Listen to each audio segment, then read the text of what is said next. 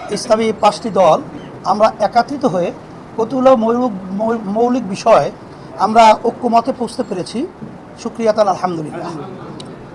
তার ভিতরে একটা হলো যে আমাদের সামনে জাতীয় নির্বাচন, আমরা যেন ইসলামী দলগুলো একটা বাক্স পাঠাতে পারি, এ বিষয় নিয়ে আমাদের আলোচনা আলহামদুলিল্লাহ অনেকটা এগিয়েছে এবং আমাদের অনেকের আন্তরিকতা মাশাআল্লাহ ওইভাবে প্রকাশ পেয়েছে।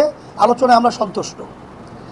আর দ্বিতীয় হলো যে আমাদের জাতীয় যে নির্বাচন কবে নাগাদ হবে, এটার ব্যাপারে আমরা একমত বা ঐক্যে পৌঁছতে পেরেছি যে আমরা প্রয়োজনীয় গুরুত্বপূর্ণ যে সংস্কারগুলো রয়েছে সেই সংস্কারগুলো শেষ হওয়ার পরেই যৌক্তিক সময়ের মধ্যে জাতীয় নির্বাচন আমাদের সবাই ঐক্যমতে এরা আমরা একমত হয়েছি। আর বিশেষ করে ফ্যাসিস্টদের খুনিদের এবং দেশ থেকে যারা টাকা পাচার করেছে এদের বিচার এবং টাকা ফেরত নিয়ে আসার ব্যাপারে আমরা আলহামদুলিল্লাহ ঐক্যে পৌঁছতে পেরেছি যে ত্বরিত এই খুনি এবং যারা নাকি জালেম এবং যারা নাকি টাকা পাচারকারী রয়েছে তাদের বিচার, এই গণহত্যাকারী এক কথাই তারা যে এই বিচার যেন বাংলাদেশি বিচার ত্বরান্বিত এবং খুব ত্বরিত এটা বাস্তবায়ন হয়, এ ব্যাপারে আমরা ঐক্যমতে পৌঁছতে পেরেছি।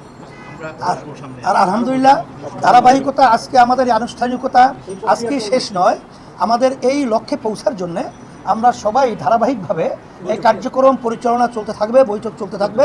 আশা করি আলহামদুলিল্লাহ এই 53 বছর স্বাধীনতার পরে 54 বছর চলছে আমাদের যে লক্ষ্য বাংলাদেশকে নিয়ে, এটা আমরা আশা করি এখন যে পরিবেশ তৈরি হয়েছে এটা আমরা পৌঁছতে পারবো, এরকম একটা আশার আলো আলহামদুলিল্লাহ আমরা দেখতে পাচ্ছি।